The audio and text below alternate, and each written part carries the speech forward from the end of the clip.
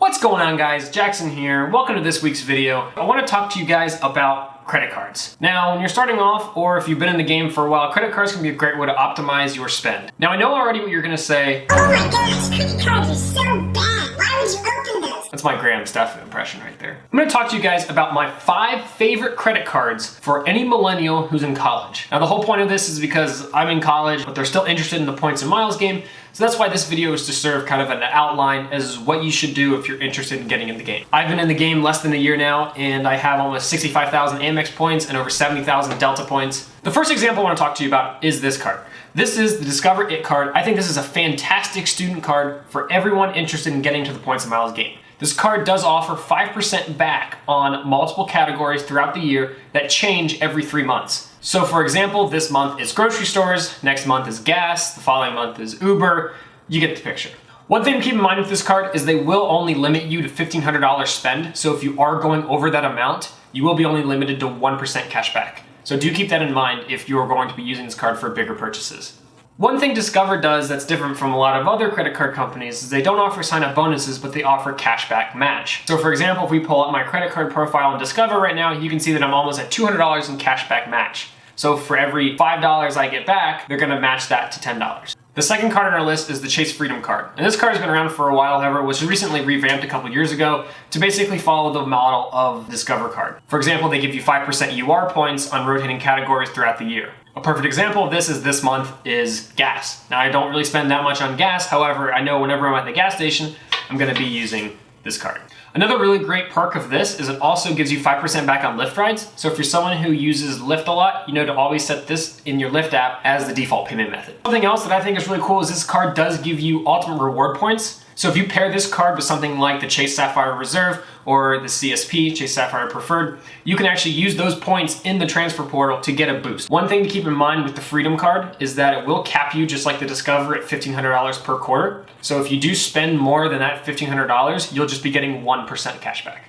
Now this card did come with a really big sign-up bonuses. I got this back in October of 2019. The bonus at the time was Lyft rides and Uber. I was traveling a lot for Uber and Lyft, so I was getting 5% cash back, also working on the sign-up bonus, and I didn't have to pay for anything. I would get reimbursed for it. You can see by utilizing a strategy like this and only using a credit card for those particular months in those categories, you can really maximize how much money that you're getting back. The third card on our list is the American Express Gold card, and I really do enjoy this card. It does come with a really heavy $250 annual fee, which can be hard to stomach, but they do give you credits to offset that fee. Now, there's been a ton of talk about this card in the past, so I'm not gonna go into too much detail. So you do get $100 in travel incidental credit that they say you're supposed to be able to use for things like checked bags and taxes and fees, things like that. But there used to be a way you could get gift cards. I unfortunately got the card at a time where that was now blocked, so American Express found out about it and they blocked it. But there's still ways around it. This card did offer 50,000 membership reward points that you're able to use for transferring to Delta.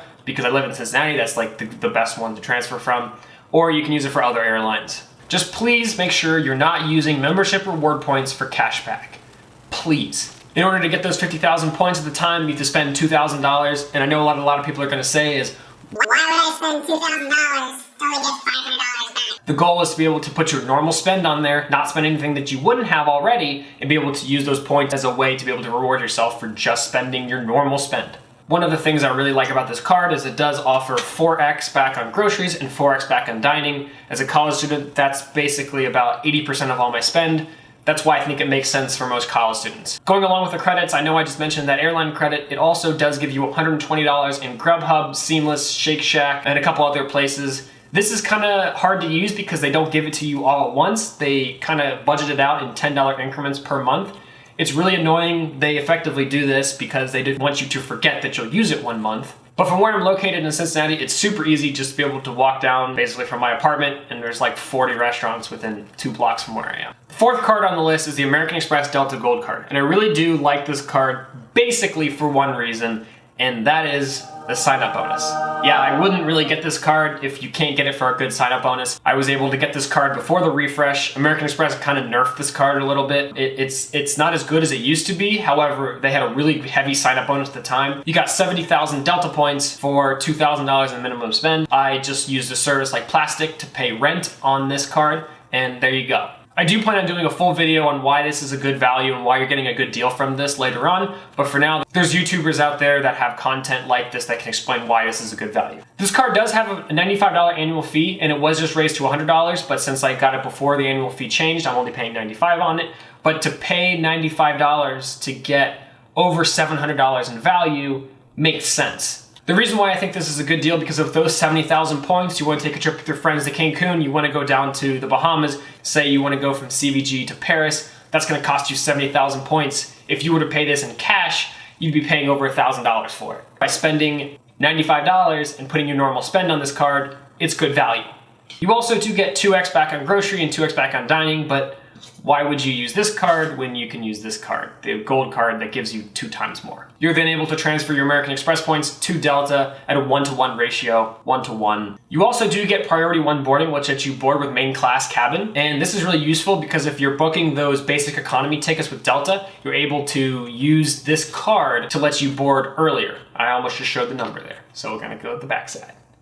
Still shows the number. Gotta redo this. So after 1 year of holding this card, I don't really plan on keeping it. I plan on downgrading it to something that doesn't have an annual fee, like the blue card, because at that point, you don't get a sign-up bonus anymore because you've already signed up, and then the card is effectively just paying for those benefits. I personally don't value the priority 1 boarding and then the 2x benefits, just because I have cards that can do those exact same things, except for the boarding, that I get more value from, if that makes sense. If you have a Delta hub in your area, this card makes a lot of sense.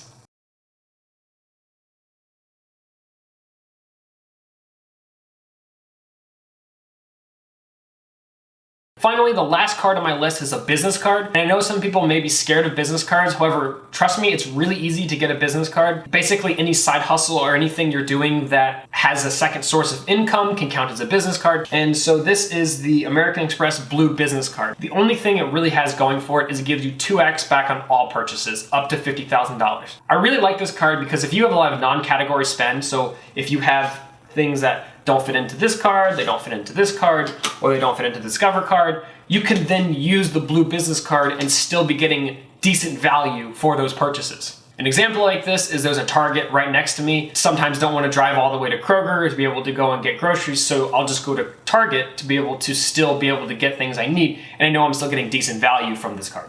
I know some people are already going to say that, look, the American Express Gold Card could be great, but it's $250. I don't have that kind of money to spend as a college student. And I totally agree. I think that's fair. But also, I think you should look at what kind of value that you plan on getting for this card. So if you're getting good value, if you're getting more money back than what the card cost you, you're making good money. You have a positive return on investment. That's why I also have 3 non-annual fee cards. So thank you guys so much for watching this video. I really hope you enjoyed it. If you did, please be sure to hit the like button as it helps the YouTube algorithm, and hit the subscribe button to see more content similar to this one. Catch you guys in the next one.